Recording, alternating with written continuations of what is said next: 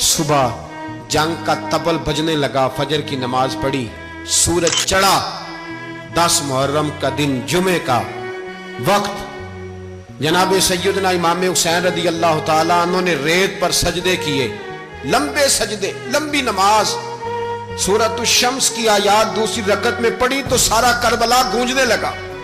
کیا انداز تکلم تھا امام علی مقام کا۔ نماز مکمل ہوئی تو حور بن یزید، عمر بن سعد اور شیمر سے کہنے لگے واقعی حسین سے لڑو گے؟ پتہ نہیں کون ہے۔ قُلْ لَا أَسْأَلُكُمْ عَلَيْهِ أَجْرًا، تم نے نہیں پڑھا، إِلَّا الْمَوَدَّةَ فِي الْقُرْبَى، تمہاری آنکھیں بند ہیں، الحسن والحسین سید الشباب اہل جنہ، تمہیں نہیں پتا؟ کہنے لگا چپ کر، حکومت نظر آ رہی ہے۔ اور بن یزید کہنے لگے پھر میرا بھی فیصلہ سنو، مجھے حکومت نہیں چاہیے، مجھے جنت چاہیے۔ حکومت نہیں چاہیے۔ امام حسین کی پہلی فتح دیکھیں، اور بن یزید ایڑی لگا کے نا یزید کے لشکر سے نکل کے امام حسین کے لشکر میں شامل ہو گیا، اور پہلا شخص جس نے امام حسین کو روکا، امام حسین کے نام پر پہلا سر بھی اسی شخص نے کٹایا ہے۔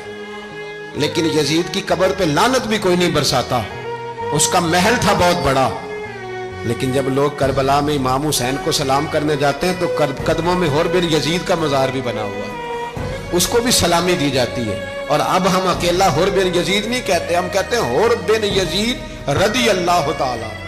اب ہم اتنی تعظیم کرتے ہیں اس حور کی۔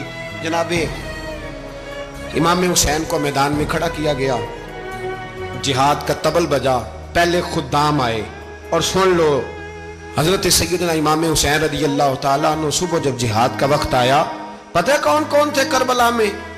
امام حسین کے ساتھ امام حسین کے 4 بھائی تھے کربلا میں۔ کتنے؟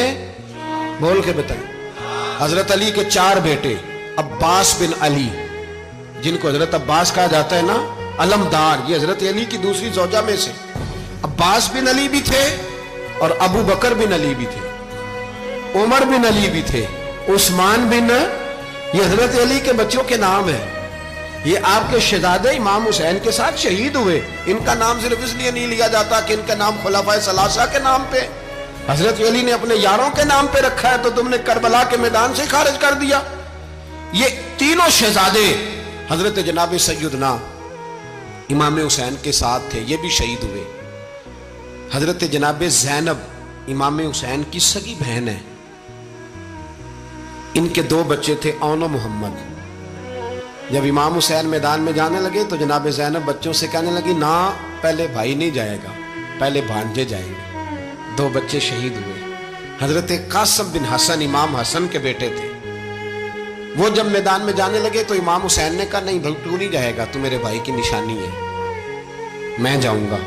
تو حضرت قاسم بن حسن نے ایک تعویذ کھول کے دیا کہ ابا جی میرے والد نے کہا تھا جب بڑی مشکل آ جائے تو تعویذ کھول کے دیکھنا، تو آج بڑی مشکل آئی ہے تو میں نے تعویذ کھولا ہے، تو یہ دیکھیں کیا لکھا ہے، یہ تو رکا ہے، تعویذ ہے ہی نہیں۔ جب کھول کے دیکھا تو اس پہ لکھا تھا قاسم اگر حسین پہ کوئی کڑا وقت آ جائے تو بیٹا کے آگے آگے رہنا، اگر کڑا وقت میرے بھائی پہ کبھی آ جائے نا، دیکھنا اس کے آگے آگے چلنا، اسے حسن کی کمی نہ محسوس ہو، پائیاں جیا ساک نہیں کوئی جے وچ خار نہ ہوئے۔ سیدنا امام حسین پہلی دفعہ کربلا میں اس وقت روئے جب یہ رکا، آپ نے دیکھا تو فرمایا ٹھیک ہے، اگر حسن کی یہ وصیت ہے تو میں نے زندگی میں اگر ان کی ہر بات مانی ہے اب بھی مانوں گا، تمہیں اجازت ہے۔ جناب قاسم بن حسن 16 سال کا جوان جب میدان میں نکلے تو ہائے ہائے پتہ نہیں کہاں سے آ گئی ہے۔